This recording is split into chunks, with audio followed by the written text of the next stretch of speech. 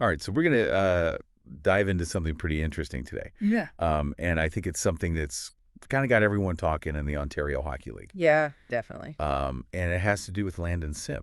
Oh, yeah. Forward. For the London Knights, Mm-hmm. he got a 5-game suspension. Right. And you might think, okay, suspension, that's hockey. Yeah. Happens all the time. But this one's a little different. It is a little different, this one, yeah. It's not about a high stick or, Yeah, a trip or a slash or anything like that. slashing or anything. This is about something he said. Yeah. The weight of words. The weight of words, man. Sometimes they can get you into trouble. So tell me about this a little bit.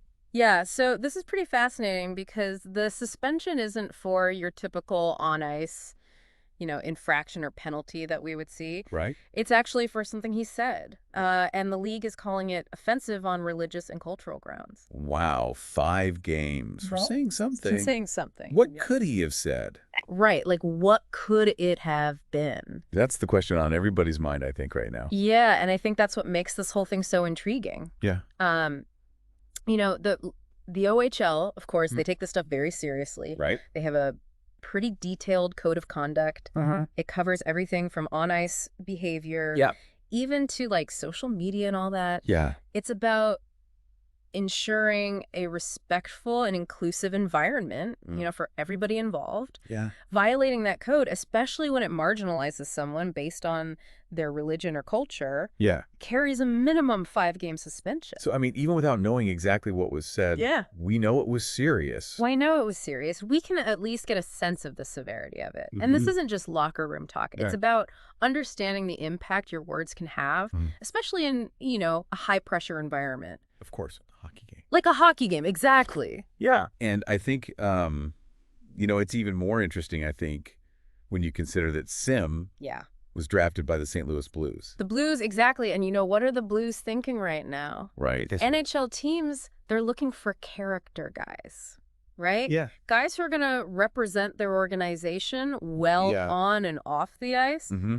This incident could raise some red flags for them. Oh, for sure. Even if he apologizes and learns from it. Yeah. Scouts are going to be watching him closely. It's a test for the Knights, too, isn't it? Oh, absolutely. Yeah. How do they handle this? Huge test for the organization. Because it's going to send a strong message about their values. Right. Are they going to sweep it under the rug? Mm-hmm. Or are they going to use this as a chance to have a real conversation Yeah. about respect and inclusivity with their team and their fans? Absolutely. And this all happened on November 6th. Okay. During a game against the Soo Greyhounds. Mm-hmm. He served 2 games of his suspension already. He's eligible to return on the 22nd against Owen Sound. Interesting. What do you think? How's he going to address this when he gets back? Well, that is the question. Will he apologize? Will we hear from him? I don't know. Will the Knights, maybe use this as a teaching moment for the whole team? You use it as a positive, Yeah, exactly. Maybe even reach out to the fans and have a team-wide statement or something like that. It'll be interesting to see how they navigate this. Very much so. This could be an opportunity to turn a negative event into a positive dialogue For sure. about respect and inclusivity in the sport. Yeah. I think that's the hope here. Yeah. Take something bad and try to make some good out of it. So I guess the big question is, Yeah. what does this all mean for everyone?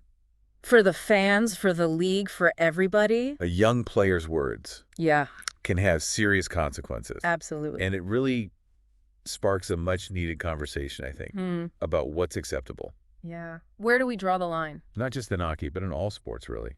In all sports, yeah. You're right. And beyond. And I think, what this whole situation compels us to think about Yeah. is how can we prevent these situations from happening in the first place? Right. What role do players and coaches and even the fans play in creating a more inclusive environment where everyone feels safe and respected? That's something we should all be thinking about. Absolutely. All right.